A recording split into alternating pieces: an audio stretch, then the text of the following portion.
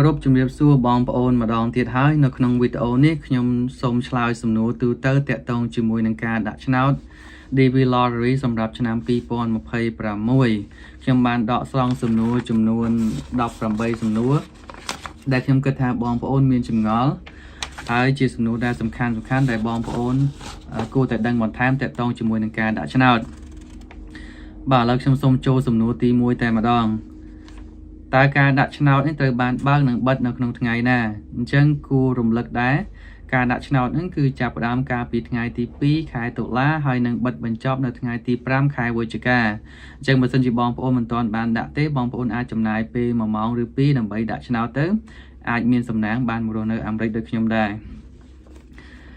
សំណួរទី2តើនរណាខ្លះអាចដាក់ឆ្នោត DV Lottery នឹងបានអញ្ចឹងឲ្យតែបងប្អូនជាជនជាតិខ្មែរនៅកន្លែងណាក៏ដោយឲ្យតែជនជាតិខ្មែរគឺអាចដាក់ឆ្នោតបានមិនប្រកាន់ពីអាយុទេអាយុប៉ុន្មានក៏ដាក់បានដែរសំណួរទី3តើត្រូវអស់ប្រាក់ប៉ុន្មានដើម្បីដាក់ឆ្នោតអញ្ចឹងការដាក់ឆ្នោតលើកដំបូងនេះគឺមិនមានតម្រូវឲ្យបង់ប្រាក់ទេអញ្ចឹង free ណាអត់គិតលុយទេសំណួរទី4តើគេតម្រូវឲ្យមានអ្វីខ្លះសម្រាប់ការដាក់ឆ្នោតអញ្ចឹងគេត្រូវការ4ចំណុចសម្រាប់ដាក់ឆ្នោតទី1យើងជាសញ្ជាតិខ្មែរទី2យើងត្រូវមានសញ្ញាបត្របាក់ឌុបយ៉ាងតិចឬក៏សញ្ញាបត្រដែលមានតម្លៃស្មើទី3យើងត្រូវមានរូបថតមួយទី4យើងត្រូវមានអ៊ីមែលបាទសំណួរទី5ចុះធ្វើដូចម្ដេចបើសិនជាយើងបាត់សញ្ញាបត្របាក់ឌុបអញ្ចឹងបើសិនជាបងប្អូនបានសញ្ញាបត្របាក់ឌុបហើយសញ្ញាបត្របាក់ឌុបនឹងបាត់អញ្ចឹងបងប្អូនគួរតែទៅតាក់ទងជាមួយនឹងខាងក្រសួងអប់រំខាងក្រសួងអប់រំអាចនឹងចេញលិខិតបញ្ជាក់ណាមួយសម្រាប់ឲ្យបងប្អូនតែតាក់ទងជាមួយនឹងសញ្ញាបត្របាក់ឌុបនឹងហើយពេលបងប្អូនទៅសម្ភាសបងប្អូនយកលិខិតហ្នឹងទៅឲ្យខាងស្ថានទូតទៅសំណួរទី6តើការទាមទារអ្វីខ្លះសម្រាប់រូបថតអញ្ចឹងរូបថតគេទាមទារចំនួន5ចំណុចដែលខ្ញុំដកចេញមកទី1រូបថតហ្នឹងផ្នែកផ្ទាំងខាងក្រោយគឺជាផ្ទាំងពណ៌សហើយទំហំresolution មានន័យថាភាពច្បាស់របស់រូបថតហ្នឹងគឺពីចន្លោះ600 pixel ទៅ1200 pixel បើអត់ស្គាល់អាហ្នឹងអត់អីទេខាងជាងថតគាត់ដឹងថាអាហ្នឹងជាអ្វីអាហ្នឹងជាភាពច្បាស់របស់រូបថតទី3ឯកសណ្ឋានអញ្ចឹងរូបថតហ្នឹងបងប្អូនពាក់កៅអៅអីក៏បានដែរអត់បញ្ហាទេពណ៌អីក៏បានដែរឲ្យតែជាកៅអៅដែលបងប្អូនពាក់រាល់ថ្ងៃមិនបាច់ត្រូវការអាវធំអាវអីទេណាចុះប្រសិនជាពាក់អាវធំខុសឬអត់បាទនេះជារូបថត10ឆ្នាំមុនរបស់ខ្ញុំពេលដាក់ពាក្យមកអាមេរិកអញ្ចឹងអាវធំក៏ដោយអាវធម្មតាក៏ដោយអត់មានបញ្ហាទេគ្រាន់តែគេចង់បញ្ជាក់ថាបងប្អូនមិនបាច់ស្លៀកពាក់អាវធំជាឯកសណ្ឋានដើម្បីថតរូបទេពាក់កៅអៅបែបណាក៏បានដែរពាក់អាវធំក៏អត់ខុសដែរទី4បងប្អូនត្រូវដកខ្សែកដកកវលសម្រាប់nữស្រីអ្វីដែលជាគ្រឿងតុបតែងលម្អខ្លួននៅលើមុខត្រូវដកចេញទាំងអស់បើសិនជាមនុស្សស្រីក៏ត្រូវទម្លាក់សក់ទៀតណាកុំលើកសក់កុំចងសក់ទម្លាក់សក់វាមកក្រោយក៏បានមកមុខក៏បានប៉ុន្តែកុំឲ្យវាបាំងមុខមកចំហៀងមកអីចឹងណាទី5នោះជាវីដេអូដែលសំទោសដែលរូបថតដែលអត់កាត់តមានន័យថាបើគាត់អ្នករៀនខាងកាត់តរូបភាពគាត់អាចទាញមុខដល់រៀងទូចទាញមុខរៀងធំអញ្ចឹងគេអត់ត្រូវការឲ្យបងប្អូនកែរូបទេអញ្ចឹងហាមកែរូបថតណាសំណួរទី7តើនៅក្នុងទម្រង់បែបបបបំពេញហ្នឹងតើខ្ញុំគួរតែដាក់នរណាខ្លះអញ្ចឹងសម្រាប់អ្នកនៅលីវក៏អត់បារម្ភទេគឺគាត់ដាក់តែខ្លួនឯងទេសំណួរនេះអាចតាក់ទងជាមួយអ្នកមានគ្រួសារគាត់ត្រូវបញ្ចូលទាំងអស់គាត់ត្រូវបញ្ចូលបើសិនជាគាត់ឈរឈ្មោះគាត់ត្រូវបញ្ចូលប្រពន្ធបន្ទាប់មកគាត់ប្រពន្ធឬប្តីបន្ទាប់មកគាត់បញ្ចូលកូនបើទោះបីជាគាត់ចង់មកអាមេរិកតែម្នាក់ឯងក៏ដោយនៅក្នុង form ហ្នឹងបងប្អូនត្រូវបំពេញទាំងអស់បើប្រពន្ធជាអ្នកឈរឈ្មោះគាត់ត្រូវដាក់ប្តីដាក់កូនប្រសិនជាប្តីឈរឈ្មោះគាត់ត្រូវដាក់ប្រពន្ធហើយនឹងកូនអញ្ចឹងទៅហើយនៅពេលដែលគាត់ចូលសម្ភាសគាត់ត្រូវចូលទាំងអស់គ្នារហូតដល់បានវីសាពេលបានវីសាហើយបងប្អូនអាចសម្រេចចិត្តបានតើបងប្អូនចង់មកប្រមាណអ្នកចង់នៅប្រមាណអ្នកហ្នឹងស្រេចលើបងប្អូនទេ chẳng rút ra tại bóng bốn bán visa hai á chẳng mà trong màu mà này anh có bán màu chỉ cru xa có bán ao tại bóng bốn bán visa hai nát nhầm xong bị chạy cả lại nâng bây dương đã nào chỉ lệ cái nạn cru xa ta dương thọ rúp chỉ cru xa rư dạng nà bạn chẳng rút thọt mình mẹn thọt chỉ cru xa thế và tụi bây chỉ dương đã chỉ cru xa dương thọt mà nè mùi ở thì họ ở đấy mùi và bốn mùi côn mùi mà nè mùi từng họ mình thọt chung kia tế ở miền tây ta khi ai mình cho là bụng mà đái khi ban đái được tê chẳng ở bụng mà đái pe bớt chỉ côn đã côn ở ai bị cho ở bụng mà đái bán tê pon tài bớt chỉ ở bụng mà đái chỉ nè đã chẳng phụ cót ai mình cho côn bán đái côn nú cót ở toàn riệp cá hai cào một hay mùi chnam bác nó xong bị chạy cả lại nắng sầm nô tít đọp và sầm nô tít đọp mấy trong bàn slide khẳng lơ ha hái ta về bản thân chỉ khi đã chỉ lệ cái nạn cua xa hơi khi trong từ mình để ai ban rồi on chứ cứ từ mình để ai ban mình to pi từ tua ban visa hơi sầm nô tít đọp môi ta xạ rồi Americ nâng đo lối sầm rạp thưa ai cái xa sầm rạp ca thưa đồng ná sầm rạp một hộp rồi test nạn nơi đa rồi tê chẳng xong cùng oi cho lắm nè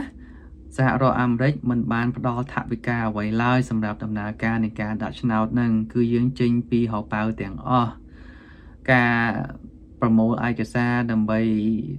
bên chun từ sàn tút nên dân từ bong lôi được nâng video coi khi nâng prap tha tao bong ôn từ chấm này lôi lừa ấy class muốn nâng bán châu sầm phía và tao pi châu sầm phía hai từ chấm này lôi lừa ấy class hai pe mà đó từ chấm này lôi nó lừa ấy class chẳng sầm nô tì đập môi ní sầm khăn sầm mẹ bong ôn đại ở đại đăng pi ca đại cháo sao ha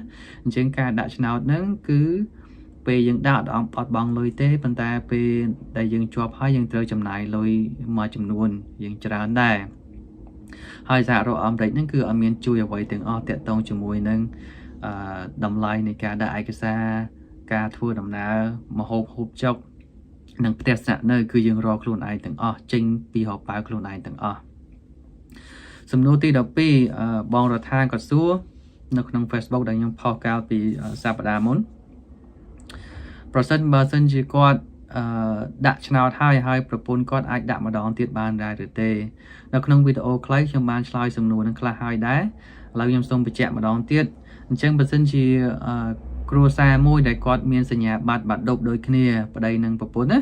chẳng và đây còn ai cho một ban và tọa máu bị trôi cho một propon hay nâng côn màu và tọa máu propon ai cho một mặt đòn miền này còn đạm mà đón tiết bàn tay lợi ní cứ chỉ propon còn chỉ nhẹ cho một hai con bên châu và đây nâng côn màu chẳng còn person chỉ còn miền bạt độc còn miền nào cả vì đòn không cả đã nào sầm nô tì đập bay person bà con từ ban kia chập mua ao từ ta có từ ca nẹt thiên nhiên đã được kết rửa tê bản chứng sầm rạp nẹt chọp nào từng cái này sầm khán person mà bong ôn từ ban kia chập mua từ bong ôn chấm nói bay giang để bong ôn nâng từ thưa nữa khi nâng hai nâng video bật to tại nâng trong sầm nô tì đập bay ní bà bong ôn từ ca nẹt thiên nhiên mà nẹt nẹt thiên nhiênนั้นคือđã mua đầm bay thiên nhiên bong ôn đầm bay đăng thả bong ôn nâng từ cái này ná hai kịp nhà quyền ca tự ao chẳng bong ôn từ ca nẹt thiên nhiên mà nẹt bà sầm nô tì đập buồn person bà côn nhom tơ ta job bà tơ ta prolong job bà độc ta có ai apply ban đại ta có ai đặt channel ban đại được tê chẳng sầm rạp ôn đại tơ ta job bà độc tham tơ ta prolong bà độc tham á cái này nâng biến smoke smile tích bàn tay nhom ai như vậy tha person mà ôn cái tha ôn prolong cho bà lon nó hay cái ta luôn ai cho á chẳng nhom cái tha bong ôn ai đã bàn đã tới hay về cái sòng phía cái nông số bà dân chỉ ôn bà lon nó không khá đọc ní hạt ấy bàn ôn đã nào không khá đọc chẳng bong ôn prap cái tới tha nhom bật cọt check luôn ai ta nhom nâng cho mà rồi mà nhom đã chẳng tới hàng sản tốt ai nâng mình thải đây chẳng đã cho sum nô tì đập pram ta rút thót của ta print trên rửa tê bảo rút thót nó ở print trên thế nè bây giờ ta thót rút cứ do file xin trên pi nè thót chẳng ở 300 print rút thót trên chả tê do file xin máu hay dừng đã cho một bình form kia ở miền nam rồi dừng print trên tê còn tại pi để dừng từ sum phí hành năng kia nam rồi dừng print trên cái thời gian pi select ប៉ុន្តែពេលដាក់ឆ្នោតនឹងអត់ត្រូវការទេសំណួរទី16ប្រសិនជាខ្ញុំស្ថិតនៅក្នុងលក្ខខណ្ឌមួយដែលកំពុងតែធ្វើលិខិតលែងលះតើពេលដាក់marital status ហ្នឹងគាត់គួរតែដាក់រៀបការឬក៏លែងលះ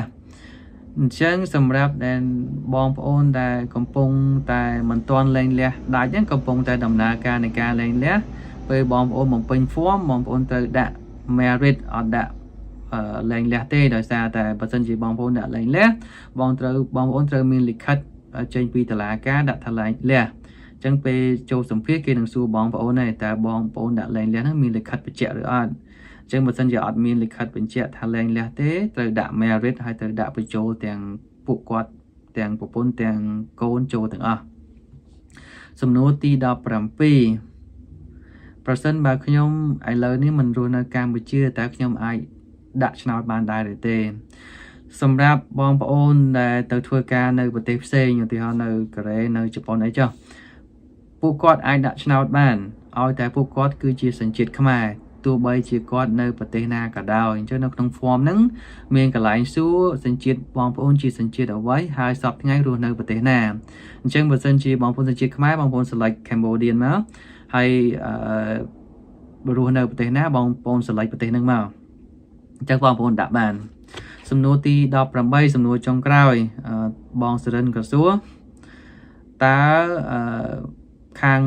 រដ្ឋាភិបាលបានជួយគ្រប់គ្រងអ្វីខ្លះសម្រាប់ដំណើរការនៃការដាក់ឆ្នោតរហូតបានទៅអាមេរិកសំណួរនេះខ្ញុំឆ្លើយខាងលើហើយអញ្ចឹងរដ្ឋាភិបាលអាមេរិកអត់មានឲ្យអ្វីទាំងអស់ទៅដល់តាក់ទងជាមួយនឹងការគ្រប់គ្រងផ្ទះសម្បែងម្ហូបចុកអីគឺអត់មានទេបងប្អូនត្រូវគ្រប់គ្រងដោយខ្លួនឯងបាទសំណួរទាំង18សំណួរនេះខ្ញុំគិតថាជាសំណួរដែលសំខាន់ហើយប្រសិនបើបងប្អូននៅមានចម្ងល់តាក់ទងជាមួយនឹងការដាក់ឆ្នោតនេះបងប្អូនអាចសរសេរ comment នៅខាងក្រោមបានខ្ញុំនឹងព្យាយាមឆ្លើយសំណួរទាំងអស់នោះតាមលទ្ធភាពដែលអាចធ្វើទៅបានហើយនៅក្នុងវីដេអូបន្ទាប់ខ្ញុំនឹងធ្វើវីដេអូបង្ហាញបងប្អូនពេលដែលដឹងថាឆែកឆ្នោតដឹងថាជាប់ហើយគួរតែត្រូវធ្វើអ្វីខ្លះរងចាំតាមដានទស្សនាវីដេអូបន្ទាប់បាទអរគុណជម្រាបលា